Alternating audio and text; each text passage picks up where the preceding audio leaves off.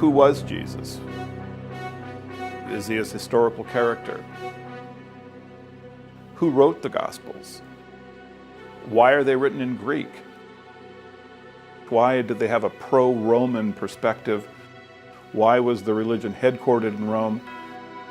Those were the mysteries that I saw about the Gospels. The origin of the Christian religion has been a subject steeped in mystery for nearly 2,000 years.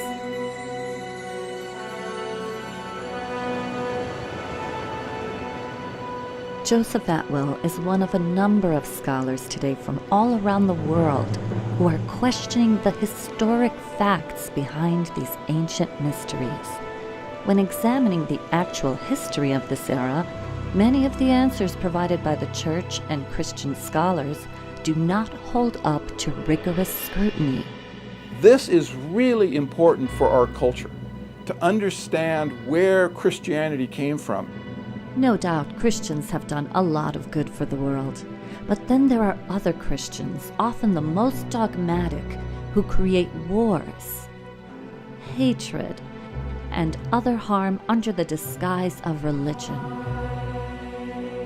In studying how Christianity emerged, many of our scholars agree that it was used as a political tool to control the masses of the day, and it is still being used this way today.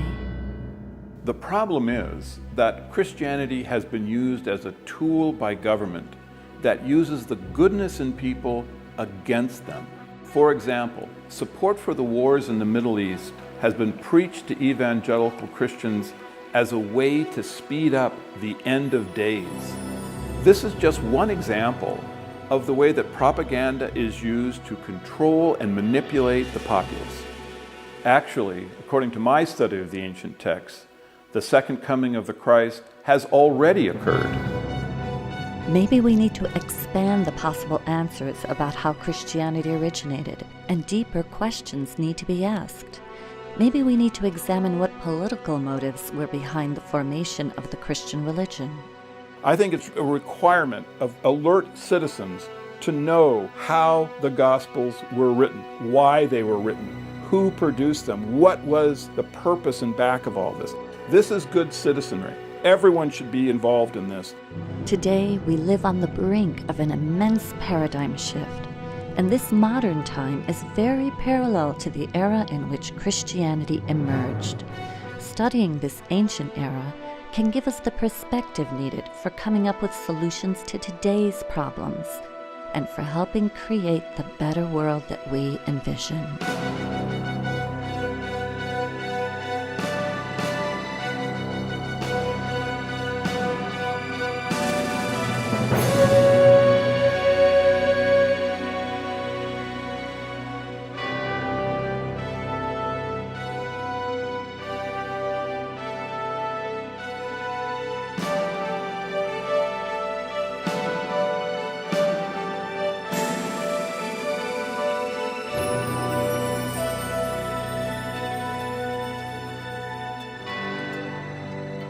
And the penny dropped that Jesus, as a human being, never existed.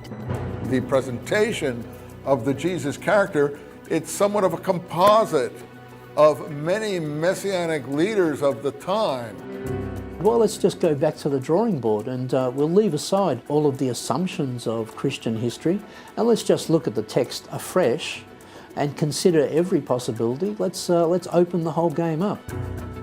Can you think that Christianity is really paganism by a different name? Now it feels completely obvious. Some of us are saying that this was a sun god turned into a Jewish man. In all of this, we're dealing with literature. We're not dealing with history. So the answer is no, there is no history to this character of Jesus. It's entirely a literary creation. Some of our Bible scholars are mavericks, working outside the restrictions of mainstream religious institutions. This allows them the freedom to provide fresh insights and draw some startling conclusions about how Christianity was formed.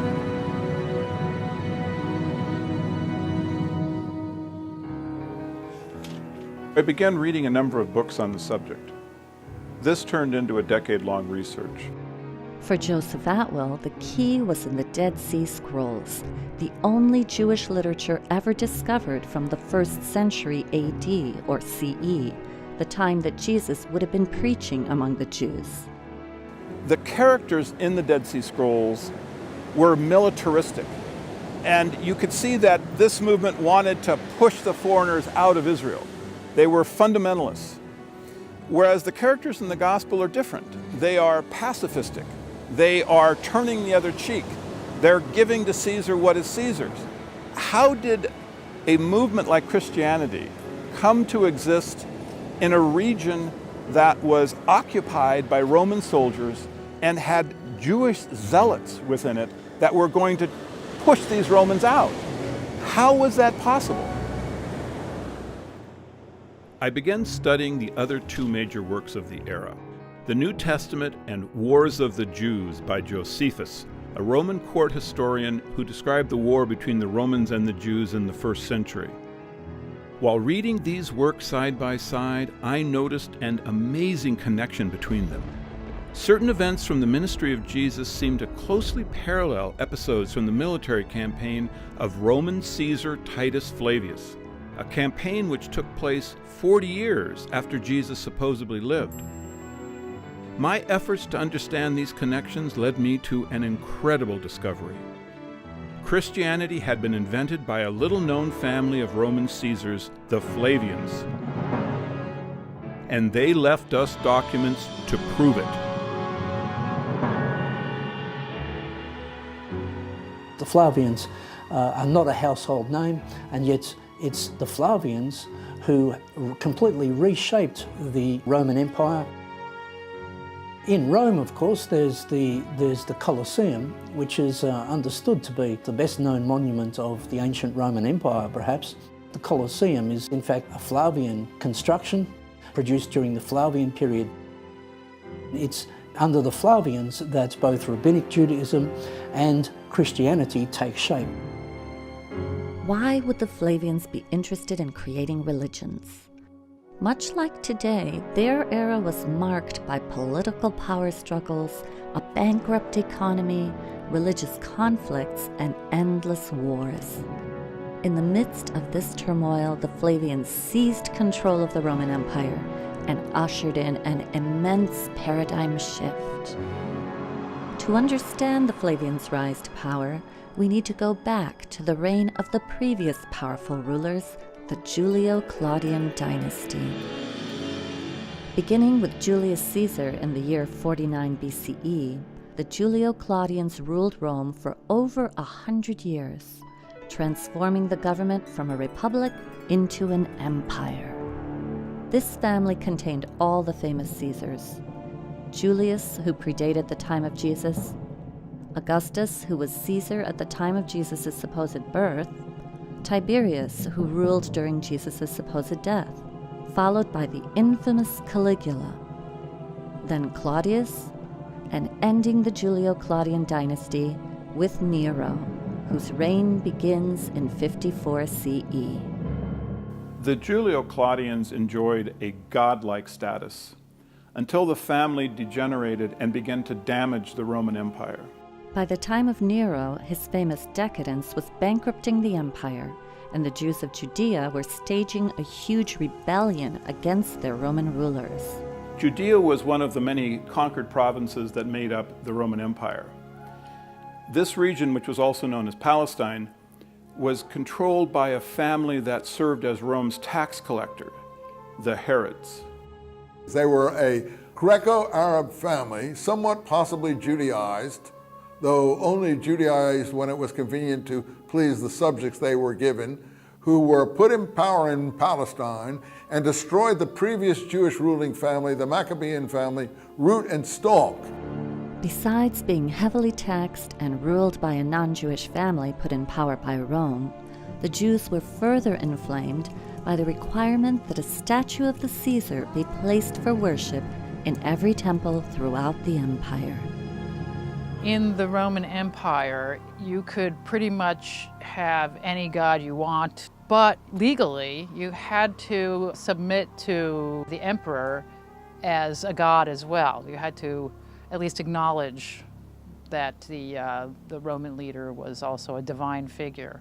But the Jews would not have any of it. It's fundamental to Jewish belief that you shall make no graven images. It's one of the commandments given at Sinai by God. So the Jews never made representations of God. The Jews had a very different type of religion. They had a religion which was much more focused on the book and less focused upon cultic statues.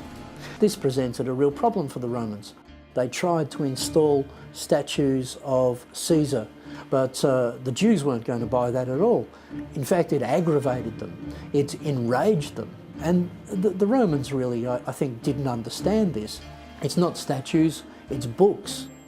And those books contained what are known as the Jewish Messianic prophecies. The thing that most moved the Jews to revolt against Rome was an obscure prophecy from among their writings that a world ruler would come out of Palestine.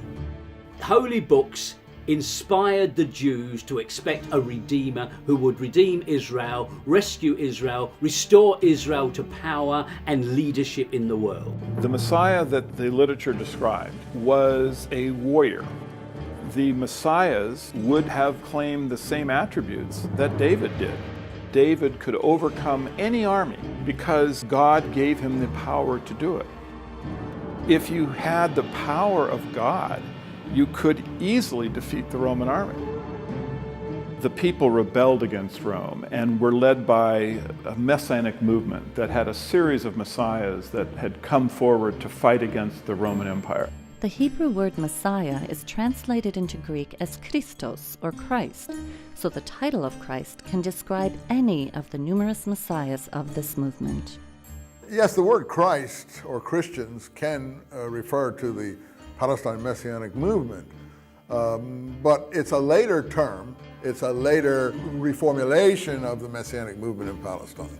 This movement rebels against Rome in 66 and is successful. It actually defeats them militarily, so it must have been a huge movement. The victorious Jews set up a nation state directly in the Roman Empire.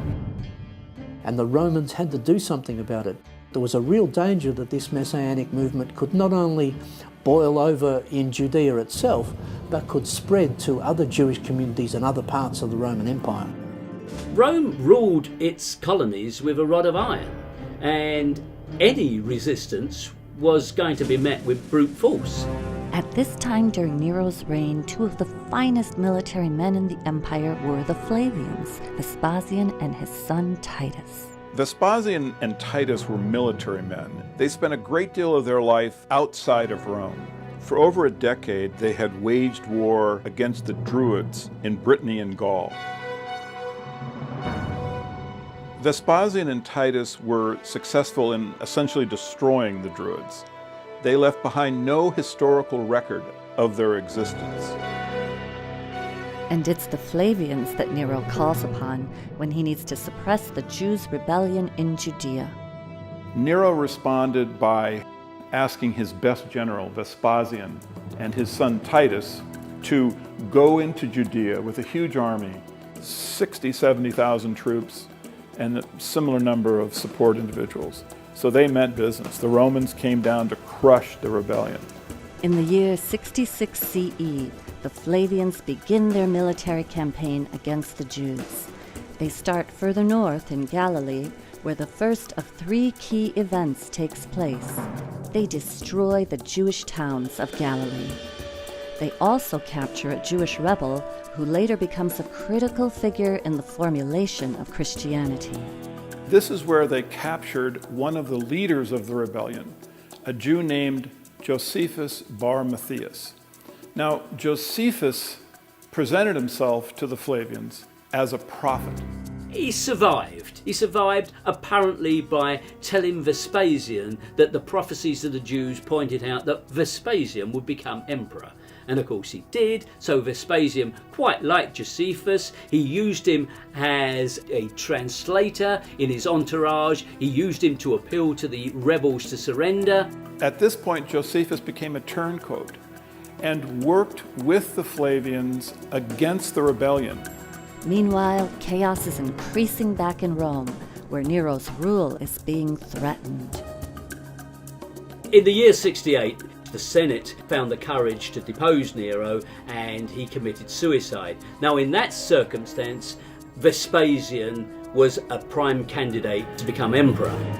In the middle of this war, Vespasian returned to Rome and seized the throne. The Flavians then became the imperial family. With Vespasian becoming the new Caesar in Rome, Titus stays behind on the battlefield and sets his sights on Jerusalem, where the other two key events take place. Titus encircles Jerusalem with a wall, and finally he razes the temple, leaving not one stone atop another. It took a while. They eventually had to bring on starvation by building a wall, a barricade entirely enveloping the city. What happens, of course, is the temple in 70 is completely destroyed.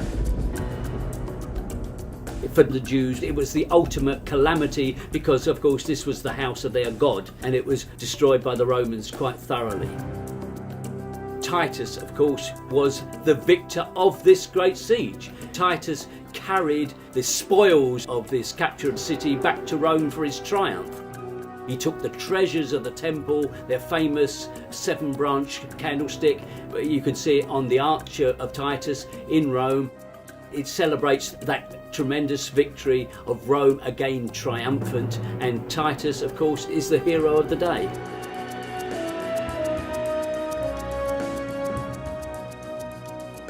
All of the artifacts from the temple that they seized, they put on public display in what they refer to as the Palace of Peace, except for one item. The Jewish scripture, Josephus records that the Flavians took and placed in their private palace where no one was allowed to see it. Although Titus Flavius successfully ended the rebellion in Judea, another rebellion soon broke out in Alexandria, Egypt. The Flavians were clear that this was not the end of the Jewish Messianic movement. They also recognized that it was the Jews' Messianic literature that was fueling this movement. So once they captured the Jewish scripture, they had all other copies of it destroyed. And that's why the Dead Sea Scrolls had to have been buried in a cave, because that was the only way they could be safe from the Roman destruction. There was not a single scrap of literature found from the Messianic movement until the scrolls were discovered. That's why they're such a treasure, because they're the only real voice of the Messianic movement that we have. And the real voice of the Jews' Messianic movement, according to our scholars, was violent and militaristic, not the pacifistic version depicted in the Gospels. War against Rome was a Messianic war. So that's why I say that the scrolls are not only the literature of the Messianic movement in Palestine, they're also the literature of the war against Rome. The Romans needed to subdue the Jews' religion, so they set about influencing it and changing it. They realise they can't destroy the Jewish religion altogether. That's not their objective. They realise they're sensible enough to realise that they can't do that. So what you have to do is try to create a type of Judaism that is benign. And it's exactly coinciding with the rise of the Flavian dynasty is the arrival of two benign forms of Jewish ideology. It's during this period that a new literature enters history, which describes a peace-loving, turn-the-other-cheek preaching Jewish Messiah named Jesus Christ.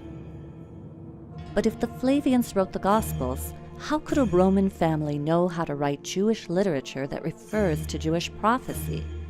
The answer lies in the Flavians' collaborations with a number of Jewish intellectuals, beginning with their own court historian, Josephus. Josephus arrives back in Rome with Titus. He becomes an adopted member of the Flavian family. An amazing turn of events for the Jewish turncoat. He becomes Flavius Josephus. Josephus at this time begins writing the history of the war, and he records that Titus gave him the Jewish scripture. Josephus's histories have always been associated with the origins of Christianity. Time and again you can find parallels between what Josephus writes and what turns up in the Gospels. It's a powerful evidence of their true origin. In reading the works of Josephus side by side with the Gospels, scholars have noticed parallels between the two works. It appears as though the history of Josephus records events that fulfill the prophecies of the Old and New Testaments. Early Christians understood this connection. In fact, when the Bible first began to be printed in the Middle Ages, it included the history of Josephus. He was employed to write the official history that we have. The other histories from this period have been destroyed ruthlessly by the Romans. Josephus tells us this in very chilling passages, how the Romans exerted complete control of the literature of this period. There were alternative histories of the Jewish war written. Well, the Romans rounded up the writers of those histories and executed them. They rounded up all the copies of those histories and destroyed them. That is to say, they ruthlessly wiped out any alternative history, so that the only history we have is written by Josephus. And let's remember who Josephus was. Chief propagandist of the Flavian dynasty, and he was very, very successful. He moved back to Rome. He was given an apartment in the emperor's own townhouse, and he was appointed the chronicler of the Roman Jewish War, using Vespasian's own diaries of the events. Also in the pages of his history, Josephus declares that the Jews' Messiah or Christ is none other than Flavius Vespasian and his dynastic family. To put it succinctly, Josephus says that there was a prophecy that a world ruler would come out of Palestine. The Jews thought this applied to one of their own. They were wrong in their interpretations. He used the most cynical interpretation. He applied it to the rise of the Roman emperor in Palestine. Josephus recorded that the Messianic prophecies foresaw not a Jew, but Vespasian and his dynasty. In fact, all of the Flavian historians recorded that the Flavian Caesar was the Christ. It was important to the Flavians that they be seen as the Christ, as divine and godlike, and this was not mere vanity. The Julio-Claudians before them had already established that presenting themselves as gods was a powerful tool in controlling their subjects. When the Flavians took over the throne, they inherited an enormous bureaucracy that was already in place, the imperial cult, which was dedicated to promoting the idea of Caesar as a god. Another part of the puzzle is the Roman imperial cult. Why is it important? Well, because it coincides with that same period of time as the emergence of the Christ cult. You had a whole social community. The whole social structure of these conquered territories was governed by the imperial cult. And if you wanted to succeed, the key social community to join was the imperial cult, because that's where all the movers and shakers were. This idea of the emperor becoming an object of worship was well established in the Roman system before Vespasian and Titus came along. It was prevalent in all major centres. It had its own priesthood. There was a ceremony, an annual celebration, annual games for the imperial cult. Now, it had many characteristics which would later colour the Christian cult. It grew in the same centres. It made claims that were later transferred to Christ. The Julio-Claudians had claimed that they were of divine descent and that they were therefore legitimate. Their power base was the Roman aristocracy, the Roman nobility. All of that collapsed into this power vacuum. Vespasian was declared emperor by the troops, by the Roman army. So effectively, it was a military coup. With the change of dynasty, they have to create a whole mythology to legitimise that dynasty. At the same time, they're creating a whole mythology to counter Jewish messianism. Somewhere along the line, those two things get mixed together. When Vespasian died, Titus began the process of having his father deified. This is a complicated process because only the Roman Senate can bestow on an individual the title of deus or God. Titus came to the Senate and presented evidence that the life of his father had been divine. Certainly this would have included the military campaign that the Flavians waged through Judea.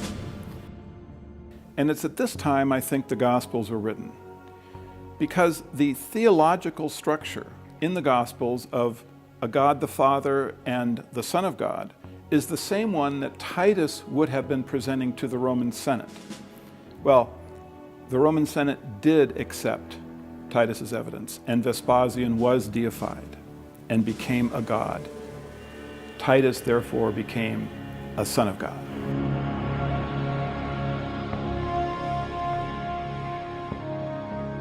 The Arch of Titus that still stands in modern Rome today is inscribed with a dedication to the divine Titus, son of the divine Vespasian, or son of a god. This imperial cult, set up to worship Caesar as god, also provided the basis for the structure of the Roman Catholic Church. Now, the rituals, paraphernalia and symbols of paganism were transferred wholesale to the Christian church. The most obvious and clear example is where the title of the pagan chief priest of Rome, the Pontifex Maximus, became the title of the Pope, the Christian Pope. If you look at who held the original bishop positions in the Catholic Church in those early times, you will see that they are members of the same pagan aristocracy. They simply changed their clothing a little bit. They wore the same garments, but they wore slightly different headdresses. They had become from being a priest of a pagan cult to being a priest of Rome. Where the Vatican now stands, there was once a pagan temple which celebrated the mysteries of a dying and resurrecting God-man who wasn't Jesus. There are many churches in Rome, I've been to a few, where you go above into the church and there is Jesus, and you go underneath and there's a little sanctuary of Mithras, and it's basically the same figure. So the Roman plot to invent Christianity is just so clever when you think about it. Through the Pope, who is God's representative on earth, they no longer needed expensive standing armies, wars and punishment of disobedient peasants. They could, through religion, rule their subjects.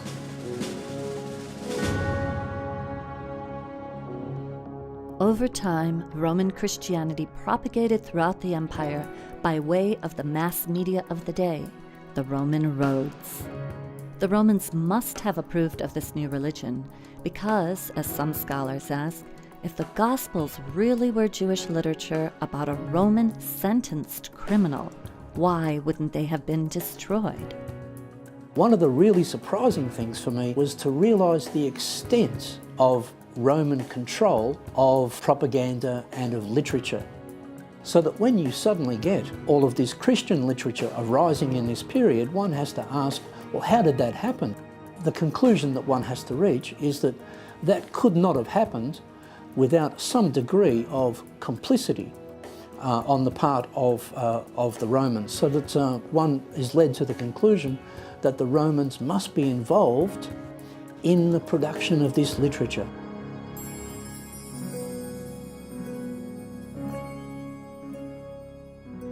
To produce and disseminate this literature was a huge undertaking, and the Flavians undoubtedly had collaborators. We know they were funded by the wealthiest family in the world at this time, the Alexanders, a Jewish family who served as Rome's tax collectors in Egypt. Like the Herods in Judea, the Alexanders had strong motivation to keep the Jews' messianic movement from threatening their position and their wealth. One of their family members was Philo of Alexandria, a famous Jewish theologian who was already writing works that combined Jewish beliefs with the modern Greek and Roman pagan beliefs of the day. Many scholars agree that his writings form the basis for much of the philosophy of Christianity. In these pages is practically every concept that you can find within Christianity. He combined Greek philosophy And he took that and he combined it with Judaism. On top of that, he was from an extremely wealthy family. And this is important because you have to follow the money when you're looking at major trends, new paradigms being set. And if you look at his family, then you start seeing, well, this is interesting because now we're starting to come across the Flavians again. His relatives were very involved with the Flavians. That whole area is where we want to look very closely for the Christian origins. It's from exactly this same circle of people that you get the first signs of Christian ideology, and they all lead to the rise of the Flavian dynasty. Another wealthy, influential character, Princess Bernice, was from the Herod family in Judea. She's the granddaughter of Herod the Great, a product of the Herods' intermarriage with the conquered Jewish ruling Messianic lineage. Princess Bernice appears in the New Testament, which makes her an interesting character. She had 2 or 3 husbands and then became the mistress of Titus. So you can see this again, rather like dynasty here. You know, powerful people, mixed marriages, you know, shacking up with the conqueror. Yeah, and it's really where Joe Atwill takes his idea of a conspiracy to write the New Testament. But let him say it in his own words. Bernice was a Herod related by marriage to the Alexanders, and of course later she became the mistress to Titus. The fact that she was so closely linked with the Flavians shows you that the 3 families were very unified in financial, romantic, and likely theological issues. By the looks of things, this coalescence seemed to have brought about a dynamic that led to the synthesis of Judaism and paganism and eventually became Christianity. So this is a very key time period. I believe that the Gospels were actually written under the control of the Herods, the Alexanders, and the Flavians. These families had the motivation to create Christianity, and with the expertise in Judaism that the Alexanders and the Herods had, they had the actual technical ability to come up with these stories that are fulfillment of Hebraic prophecies. So it seems the Flavians had the motivation, the means, and the collaborations through which they likely constructed and began disseminating Christianity. And if our scholars are correct, one of the documents they left behind are the Gospels themselves. I began working on the study of the Gospels in the 1970s, and I look at texts in terms of how were these composed, what does understanding their structure tell you about who wrote them and why they were written. These texts were not independent Jewish texts, but they were created as literary works using classical literary models. If we expect that this is the testimony of witnesses, we've got a major problem. We actually have 4 anonymous documents. They were not written by the named people on those documents. This is simply church tradition that the Gospels are so named according to Mark, according to Matthew. So this idea that the Gospels are reliable testimony is patent nonsense. Why are the Gospels called Gospels? That's a critical question. The word gospel in Greek is evangelion, and it means good news of military victory. Whose military victory are we celebrating here in these Gospels? Well, it seems to me that we are celebrating clearly the Roman military victory, because these events, the Battle of Gadara, the Battle of the Lake of Galilee, the successful battle at Jerusalem, these are battles that the Romans won. Why are the Gospels celebrating battles that the Jews lost if these things were written by the Jews? The fact that the Gospels are known to us in Greek and not in Aramaic or Hebrew is, I think, just evidence of their authorship. They were not written by any followers of Jesus who would have surely spoken Aramaic, and if they had been fishermen and simple folk, they would not have had the literal skills to write them anyway. If we look closely, there actually are clues in the Gospels that point to who the true authors were.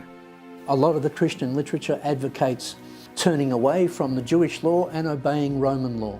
Well, this fits perfectly into Roman propaganda purposes. And then you have, in general, the portrayal of Jesus as the peaceful Jew who is wandering around in what is depicted as a sort of pastoral scenes, talking to fishermen and farmers and so forth, when in fact, this is a war zone. Judea is a war zone. And you ask yourself, well, why is it not portrayed as a war zone? I mean, they really had it down pat. They have Jesus saying, render unto Caesar what is Caesar's, which is basically in response to talking about money. Whose benefit would that be? It's so blatantly obvious. The perception of Roman characters in the Gospels, they're all interpreted in a favourable light. They are pro-Roman. They do not depict the Romans as the forces of evil. They reverse that. It's the Jews who become the forces of darkness. It's very striking that various passages in the Gospels refer to the Jews as some people separate from the heroes of Jesus and his disciples. The Jews are those who object. The Jews are those who try to thwart the divine plan. Now, that gives us a clue, certainly, to who were the true authors of this book. They are works of literature created by people who are trained in Jewish literature, but whose values are pro-Roman. The Romans wanted to promote anti-Semitism, and so they arranged the story of the beloved man God, Jesus Christ, to appear as if the Jews had brought about his death. Because of this, the Jews would have to suffer anti-Semitism throughout history. So this was a piece of work that could not have been done except by a fairly established literary team, such as the literary team that was in Rome actually writing the books of Josephus. I mean, that was written by a literary team, and it was written as one of the attempts to give prominence to the Flavian Caesars, which the Gospels also do. So it is extremely likely that the Gospels, as a form of epic, designed to magnify allegorically the Roman Caesars, is also written at the court of the Flavian emperors. But the Jesus story takes place many decades before the Flavians came to power. Why would the Flavians create a work about a Jewish Messiah that wasn't even from their own era? The Gospels were very precisely backdated 40 years. Jesus' ministry was started in 30 CE, exactly 40 years from the destruction of the temple. His ministry ends at Passover, 33 CE, which is 40 years before the end of the Jewish-Roman War, which occurred at Passover in 73 CE with the famous Battle of Masada. The Gospels are backdated into the period of Pontius Pilate. That is to say, before the First Jewish War, which is to say, in the Julio-Claudian period. But this is typical of Flavian literature. It's a Flavian technique. What they do is they backdate this story into the period of their enemies, namely the Julio-Claudians. And so, generation after generation of Christian scholar and even secular historians go hunting in the Julio-Claudian period for the origins of the Gospels. They don't really find any answers there. There are allusions in the Gospels to the destruction of the temple. The most reasonable answer to that is that these texts were written after the destruction of the temple. That is to say, in the Flavian period, after the change of dynasty. This backdating of the story of Jesus Christ, 40 years earlier from the time the Gospels may actually have been written, explains why many of the prophecies of Jesus came true within exactly 40 years. What does this all add up to?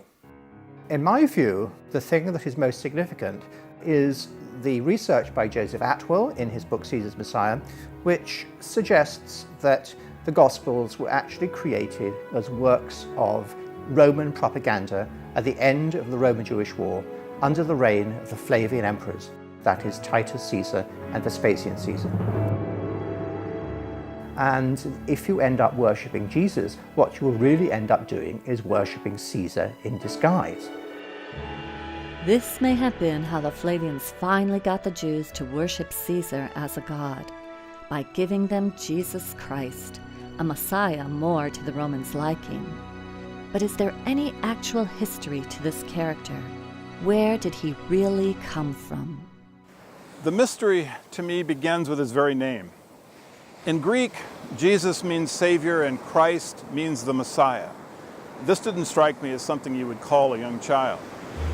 These two words are already important within Judaism before Jesus Christ supposedly existed. Major biblical figures to a Jewish Greek-speaking populace would already be called Christ. Their ears would already be acclimated to accepting this title. So it isn't just a unique name of a single person who just suddenly popped up. What did we actually know about Jesus Christ the man? I don't think that Jesus can be historically defended. I don't think there's any evidence that we can extend to that particular Jesus. So when you actually set out to investigate the historical Jesus as opposed to the Christ of faith, you very abruptly enter a void. You find that whereas you might imagine the core details of Jesus are readily known and accessible, you actually discover there's no such thing. Further, there had never been any archaeologic evidence of Jesus Christ that had ever been discovered. You cannot find an established and incontrovertible biography of Jesus at all. It doesn't exist. You enter a strange twilight zone of early Christian belief. What we have here is not a movement that's grown on the accretion of legends on a real flesh and blood man, but instead the development of a religious movement around the idea of a man. There isn't even an actual physical description of what Jesus looked like anywhere in the Gospels. The presentation of the Jesus character, it's somewhat of a composite of many messianic leaders of the time. Many messianic leaders of the time, most or all of whom came to a bad end, usually by crucifixion, because crucifixion was the Roman punishment for seditious activity. And the penny dropped that Jesus, as a human being, never existed. In all of this, we're dealing with literature. We're not dealing with history. So the answer is no, there is no history to this character of Jesus. It's entirely a literary creation. What the Romans did was they saw the Jews' reliance and belief in prophecy. So they said, okay, they want a prophet, let's give them one. It seems that in the construction of the literary character Jesus Christ, the Roman authors borrowed religious concepts not only from Judaism, but also from other gods and religions that they knew. Some scholars have noticed the similarities between the story of Jesus and the ancient pagan mysteries. In ancient mythology, we find this whole strain of thought called solar mythology. Many gods start taking on solar attributes because as agricultural communities become more important, the sun becomes a big focus, the most obvious reasons of planting and harvesting. The sun is then personified, so now we have a male sun god. It becomes a religion in many parts of the world. Christianity usurped a tremendous amount of sun worship. Some of us are saying that this was a sun god turned into a Jewish man. This December 25th birthday was in fact the winter solstice. This is really in fact the birth of the god of light. December 25th actually is the end of a 3-day period of when the sun stands still. The sun appears to be dying as the days become shorter, and the sun is reborn at that point. Across the ancient world, there was this form of experiential and philosophical spirituality in these mystery cults, or mystery schools. And at the center of these schools, you would find a mythos, which was an initiatory myth, a symbolic myth, which would help people who were going through the initiatory process come to this spiritual awakening, this knowledge, this what they called gnosis. And what you see in these myths is the elements that will later become the Jesus story. Let's ask the question, is Jesus developed from pre-existing literary characters? Jesus has certain episodes in this so-called life, and each one of them can be traced to a prior representation of that type. If you look at the elements which we found in the pagan mystery school myths, you find the story of a dying and resurrecting Son of God who's born of a virgin, has 12 disciples, turns water into wine at a wedding, it brings a new religion of love, is accused of heresy or of provocation by the authorities, is put to death, sometimes by crucifixion. And then if you want to commune with the God-man, you take bread and wine, and then you can come to eternal life. Well, all of this is, of course, Christianity. Easter itself is a long pre-Christian celebration of the resurrection of spring from the death of winter. This is an ancient shamanic rite you'll find all over the world, that you go through a ritual death where you get reborn, but you're reborn as an awake being. So you've died just to your lower nature and woken up to your higher nature. You can find them in the Old Testament, in the Jewish mythology as well. It isn't just pagan parallels. I mean, the New Testament, for example, the Ascension. We have an ascension with the Old Testament figure of Elijah, and it's a very dramatic ascension. Elisha-Elijah cycle. These are two Jewish prophets, one followed on from the other, which have many of the story elements found in Jesus. For example, there is a multiplication of food miracle, there is a raising of the dead miracle, there is a water miracle, there is ultimately an ascension to heaven miracle. Is this fulfillment, or is this simply copying of a useful theme? You can see where they just used Old Testament characters and scriptures as a blueprint to create this new one. A lot of the ethics of Christianity actually were around before Christianity. Do unto others as you would have them do unto you is in fact from the Old Testament. Jesus didn't make that up. Many of the other aspects of Christian ethics, many things which we might like to applaud as very good aspects of Christian ethics, can be found in the Stoic philosophy in Rome, which, by the way, was exactly the philosophical and ethical school promoted by the Flavians.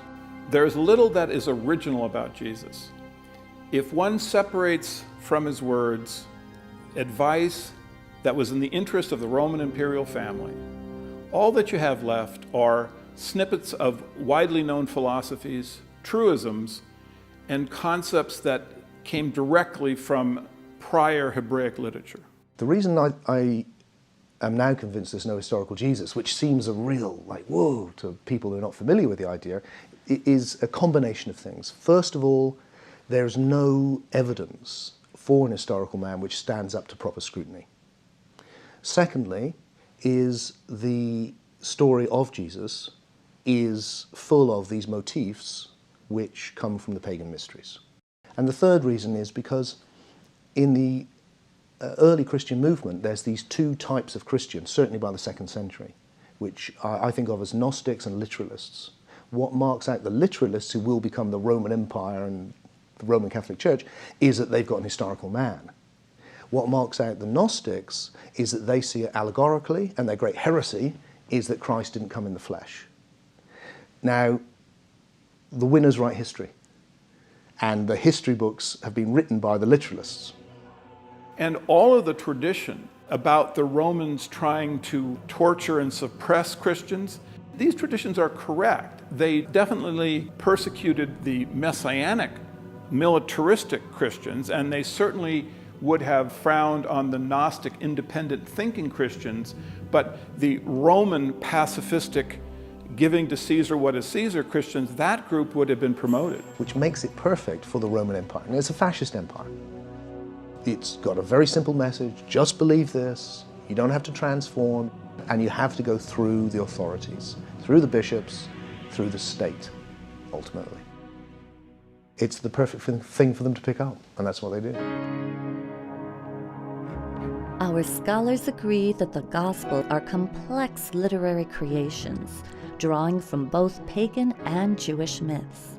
But Joseph Atwill goes a step further to say that the Flavians wrote passages directly into the Gospels which show that they were the authors.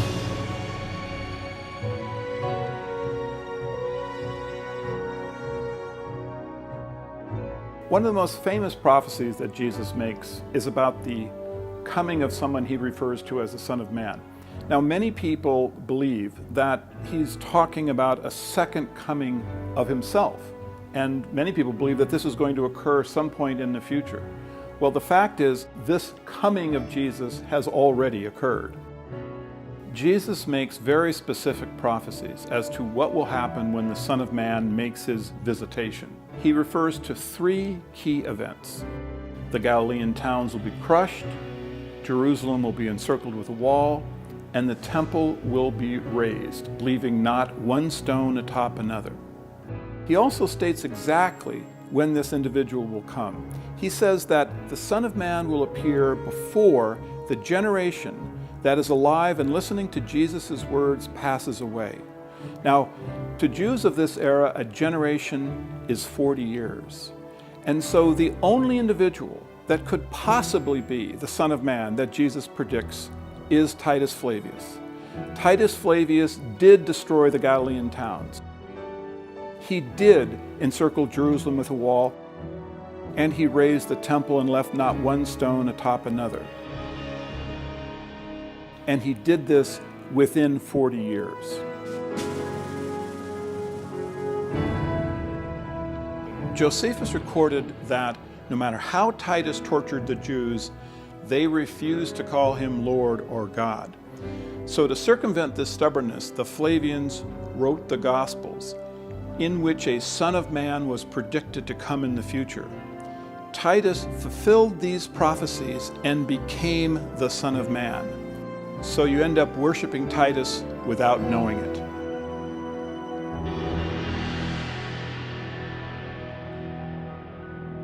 To further support his thesis that the Flavians originated Christianity, Joseph Atwill points to the Roman Catholic Church's earliest saints, known as the Christian Flavians.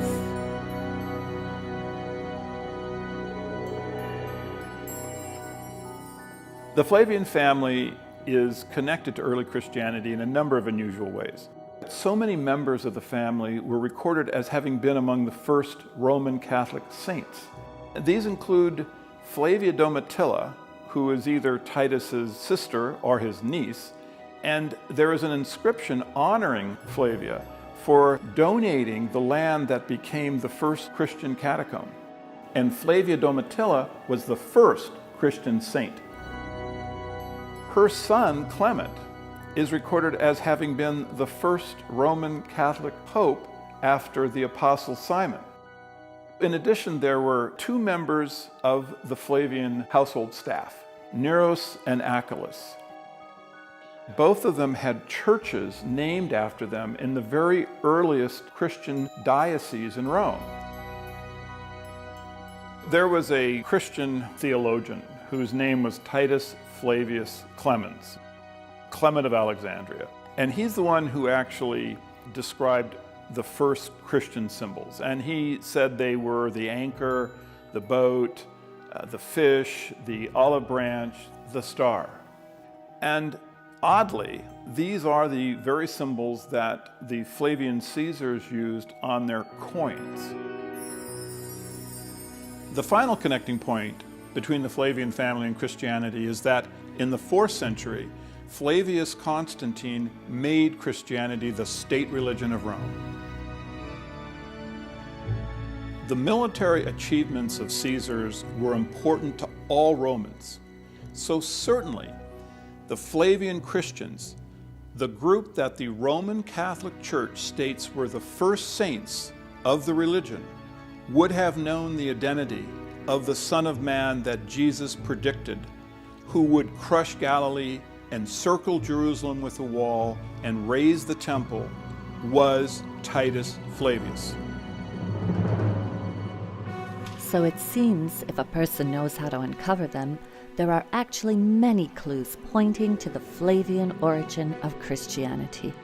And perhaps the most intriguing one that Joseph Atwill uncovered is a secret code the Flavians used in their documents, which enabled him to make his startling discovery. So the Romans had the Jews' scripture locked up inside their imperial court, and they studied it. And what they discovered was that there was a unique literary code hidden in the text. This hidden code, which was common in Jewish scripture, was used by the Flavian literary team to place passages into the Gospels that had to be deciphered to be understood. This hidden literary technique is known as typology.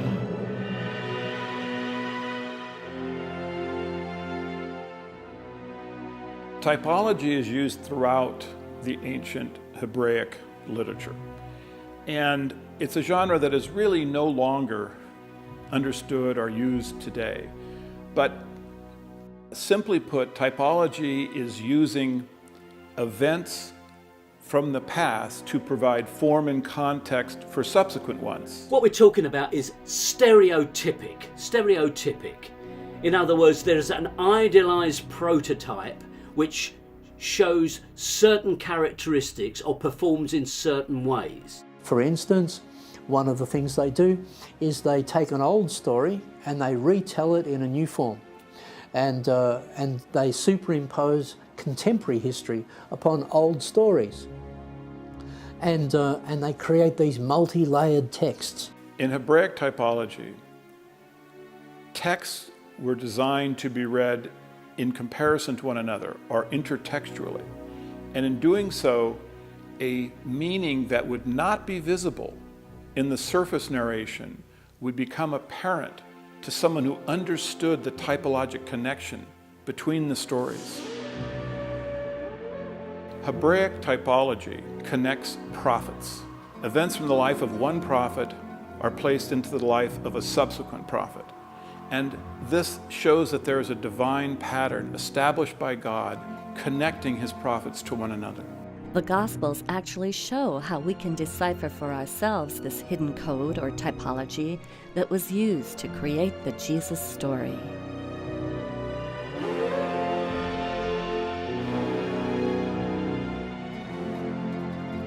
At the very beginning of the Gospels, there's a primer of this typology. What the author of Matthew has done is take events from the Old Testament and place them into the life of Jesus. These events occur in the same sequence in the story of Jesus as they occur in the Old Testament. Numerous Bible scholars had already identified the following parallels. Both stories have a patriarch named Joseph who travels from Israel to Egypt, a ruler who massacres innocent boys, a divine character who states that all the men are dead who sought your life, and then a return from Egypt to Israel. This is followed by events which have passing through water. In the Old Testament, the Israelites pass through the Red Sea. In Matthew, Jesus is given a baptism in which he passes through water. We then travel into the wilderness. The Israelites are in the wilderness for 40 years. Jesus goes into the wilderness for 40 days. Finally, we have the three temptations. In the Old Testament, we have the temptation by bread, the statement, "Do not tempt God," and the commandment to worship only God. These appear again in Matthew, where Jesus is tempted by bread, tells the devil, "Do not tempt God," and instructs him to worship only God. Therefore, When you compare the life of Jesus with the life of Moses, you see a linkage that shows that the character in the Gospels was divinely connected to the character in the Old Testament. The life of the first Savior of Israel, Moses, foresaw the life of Jesus, who's now claiming to be the next Savior of Israel.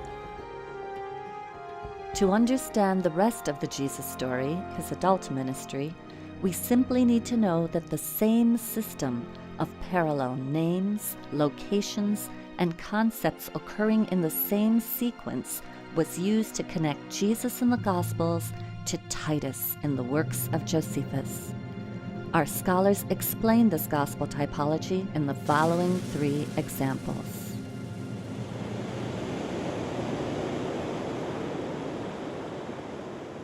Jesus comes to the Sea of Galilee at the beginning of his ministry. He gathers his disciples to him and he says, "Do not be afraid. Follow me and become fishers of men." In the Gospel of Luke, Jesus actually says catchers of men. Titus comes to the same location, to the Sea of Galilee. He gathers his troops, his disciples, together and he says, "Don't be afraid." And then he leads them. They follow him and they attack a group of Jewish rebels. They sink the Jews' boats. The Jews attempt to swim to safety, and the Romans use their spears to catch them. They become fishers of men. The match isn't exact, but we should never expect it to be exact. It's simply a type which is repeated across the whole of the New Testament.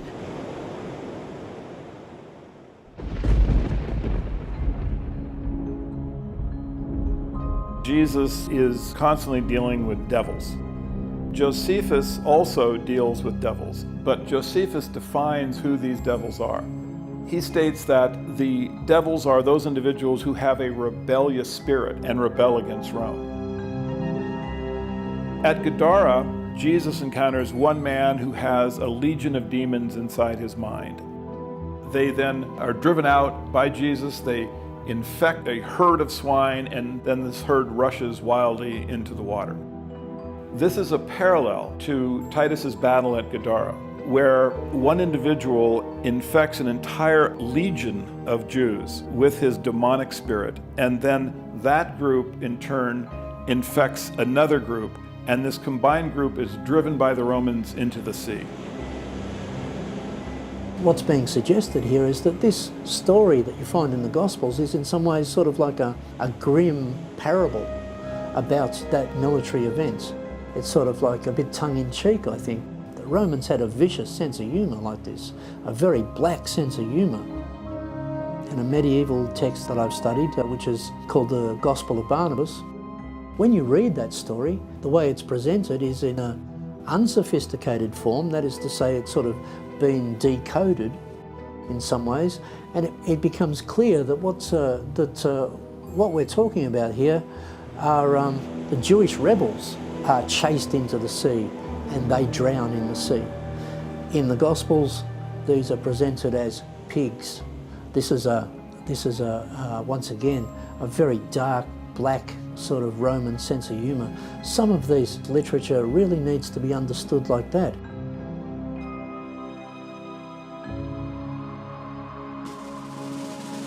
In Josephus's biography, he describes when he was in the entourage of Titus during the closing stages of the siege of Jerusalem, he chanced upon 3 of his friends who were being crucified.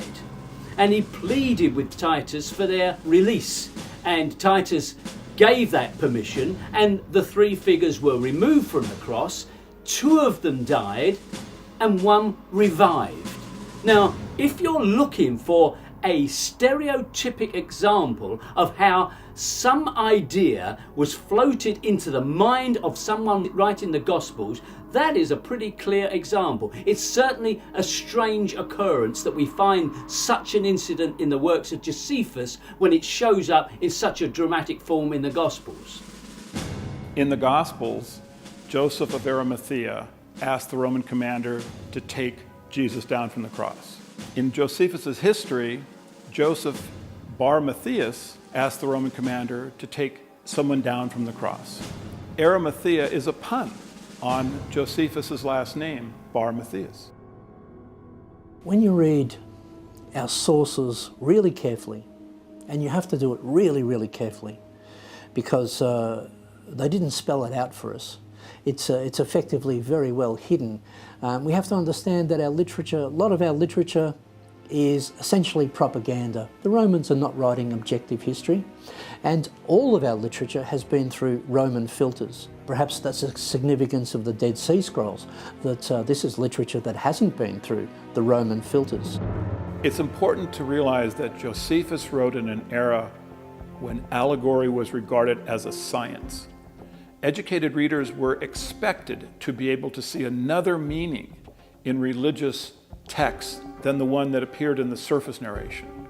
We're dealing with Roman literature on the one hand and Jewish literature on the other, and it has to be said that in both cases they're much more sophisticated, much more multi-layered and elusive and much trickier than modern readers suspect. No, it's not a simple literature. It's very, very complex, allegorical literature that indulges in the literary games that the Romans played. The more you understand about Roman literature in this period, and then you place the Gospels and other Christian literature in that same milieu, you can start to see the games that are being played in that literature. Now, these parallels have been seen by other scholars, but what they failed to notice is that they occur in the same sequence, and thereby they create a typologic pattern. The Flavian thesis, it's trying to read these texts in context, because in any given text, you've got the text in the first instance, and then you've got the context, the environment in which it happened, and of course in all of these texts also you've got a subtext. So you've got text, context and subtext, and you have to be able to read all of those things. And unfortunately, many religious people who are coming out of seminaries, who are coming out of religious colleges, they're just not being trained in this sort of level of reading. They're instead being trained to just read on one level, which is a literal level, and I think that that's very unfortunate, and that really needs to be challenged. By studying the multiple layers in these ancient texts in the original Greek language, Joseph Atwill was able to discover not just a handful, but over 40 typological parallels between the Gospels and the works of Josephus, which show that the ministry of Jesus Christ followed in exact sequence the military campaign of Titus Flavius, through parallel names, locations, and concepts. Once I understood the system that the Flavians were using to link Jesus and Titus, I was able to discover dozens of these parallels between Jesus and Titus. And what was amazing is that they occurred in the same sequence. And this simply proves that this was deliberate, that these unusual parallels had been created by the Flavians as a signature. It is their way of telling posterity that they authored the Gospels. These parallels are the Flavian signature of the Gospels.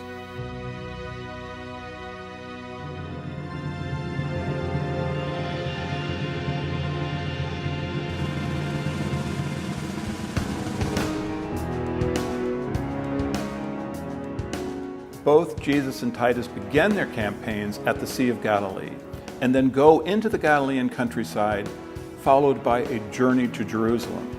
Once they reach the city's outskirts, they pause for a period before they enter. Finally, they leave the city where their campaigns come to an end. To catalog the many parallels, I gave each one a convenient name that related to the concept in that particular parallel set. Starting at Galilee, each of these are episodes that occurred both in the gospel story of Jesus and in the history of Titus's military campaign.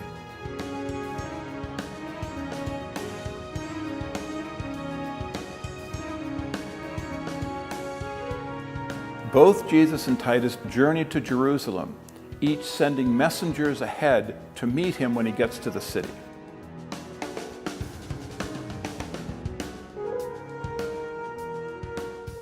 When the Romans get to Jerusalem, they notice that the Jewish factions are fighting against themselves. At this point in the Gospels, Jesus talks about a house divided against itself cannot stand. Then Josephus wrote that in preparation for battle, Titus ordered all of the fruit trees between the Roman camp and the walls of Jerusalem cut down. At this point in the Gospels, Jesus states that if a fruit tree does not bear good fruit, cut it down. Titus goes around the walls of Jerusalem looking for the best place to construct a tower from which they can launch their attack. At this point in the Gospels, Jesus asks, which one of you who is going to build a tower doesn't first sit down and think about the cost? At this point in the history, Titus sends Josephus to ask the Jews what terms they will accept for peace. In the Gospels, Jesus describes a king who sends a delegation to ask for terms of peace. Both Jesus and Titus at this point have triumphant entrances into Jerusalem, during which, amazingly, stones are said to cry out.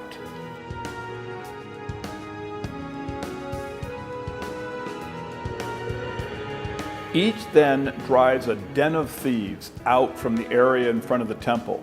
This is followed by Titus encircling Jerusalem with a wall and Jesus predicting that Jerusalem will be encircled with a wall. Because of the wall, starvation sets in Jerusalem. Josephus wrote that a woman named Mary, who called her son a myth for the world, slayed him, ate him, thereby turning him into a human Passover lamb. In the Gospels, we now have the Last Supper. Jesus tells his disciples, "Take, eat, this is my body, this is my blood," thereby turning him into a human Passover lamb. Here then is the Flavian signature of their authorship of the Gospels. You can see the fingerprints, that they've left their fingerprints all over these texts. You can start to, as it were, decode these texts and start to arrive at some really startling conclusions about how early Christianity first arose. Our scholars have shown that the Gospels were not the product of primitive Jewish fishermen. Rather, they are a sophisticated literary work combining religious ideas of the day with Roman political perspective and power. Joseph Atwell's research reveals that reading the works of Josephus concurrently with the New Testament shows that the events of Jesus' life were not historical, but rather all of them are dependent on the events in the military campaign of Titus Flavius. Jesus Christ was an allegory for the Roman Caesar Titus, the Messiah of the Roman Empire, the Roman son of a god that Christianity was set up to worship. I certainly don't want to undermine the positive things in Christianity. I'm happy to admit that there are positive things in Christianity and in other religions as well. What's at issue here are the historical claims of these religions. Traditionally, religious dogma has forbidden the examination of historical discoveries or the inclusion of certain scientific findings in their teachings, asking their followers instead to blindly believe as they say, not as the objective facts may show. We live in a time, perhaps it's a new intellectual renaissance, which is getting fed up with many of the structures that we live with and which is recognizing major frauds at the heart of our financial markets and the heart of our industry, and the plug is being pulled on them. And my view is that we have yet another fraud, the biggest of them all, and it's a fraud at the heart of Christianity. And it is a time for whistleblowers to come out and to make this information available not just to scholars in academic journals, but to have it widely available to anybody who wants to know. It's helpful to hear a wide diversity of voices in order for people to arrive at their own conclusions, and the theories brought forth by our scholars are a part of that diversity. When they hear that the Jesus story is a myth, people feel that you're taking something away, but you're really not. You push people and you go, why do you believe in historical Jesus? Often people will go, well, you know, the Bible or something. But when you go, well, have you studied it as an historical document? Have you looked at the evidence? They'll go, well, no, I haven't. So that's not the real reason. The real reason when you push people is, well, I have a relationship with Jesus.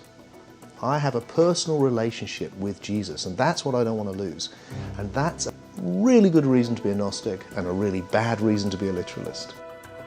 The Gnostics, as well as pre-Christian pagan mystery schools, believed that the myth of the dying and resurrecting God-man was an allegory to be used for personal growth, to die to their lower nature and arise to their higher nature. The literalists took control of the original myth and shaped it so it would take the power away from the individual and place it into a central authority. Rediscovering the original myth gives people the freedom to choose the beliefs that truly serve them. Okay, some Christians have developed their personal faith to the extent that Christ is this energy or force or power within them. This is how they have interpreted the story now. The story has become again what it actually began as, an allegory. I have no issue with the Christ within. I have an issue with the church militant. What threatens humanity is organised, regimentised religion on the march, taken so seriously that you will act out its worst precepts. If we examine all the religions of the world, we find that there is a common thread that connects all faiths and all people. And it is from this connection that we can make the choices that have now become so critical to our future. I like to focus on the origins of religious ideas. And it turns out that they're very unifying underneath all of the divisiveness that we see on the surface. It would be extremely helpful for all of humanity to realize that there is this underlying unity. And those origins are basically nature worship, the study of the sun, the moon, the stars, planets. This is all what humanity has been looking at, of course, with great awe and reverence for thousands of years. And it's extremely important, I think, for us to get back to those roots. The destruction of the planet is also directly tied to religious ideas. This can help to restore balance to the planet in a very, very profoundly significant way. The very survival of humanity depends on viewing history from a new perspective so that we can be clearer on the historical facts and still honor the myths that offer us the greatest wisdom. It's what the myth, what the poetry says that matters, not what actually happened. So each new generation, whatever you say, is going to hear the myth, and that's what is true for them.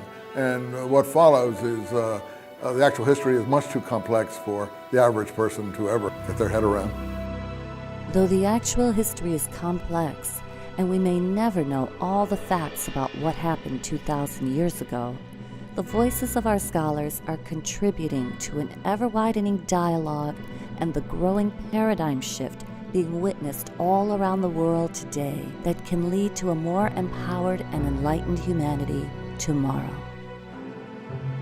This is really important for our culture, to understand where Christianity came from. And this is direct evidence. You can actually walk this path and come to this conclusion. You can know that Christianity was an invention of the Romans. It was done to pacify their subjects. And this is important because it gives us a different way of understanding government, how government operates, the tools that government uses, the purpose that government has for the various propaganda apparatus. Evangelical Christians are getting away with debunking facts as mere theories, even subjects like evolution, but they provide no evidence for their position other than to simply cite religious dogma. And if you look at the influence that dogma is having in the media today, you can easily see it is increasing. I would like to challenge these extremists to consider the possibility that my findings are correct. Though there is much good in Christianity, we have to understand how rulers have used it to control us and how they are still using it to control us today. I hope citizens will be more skeptical when they hear an authority figure using faith to interpret laws or a belief in Armageddon to create governmental policies. The Flavians encoded a secret message into the Gospels, which we can now understand in a new light. You shall know the truth, and the truth shall set you free.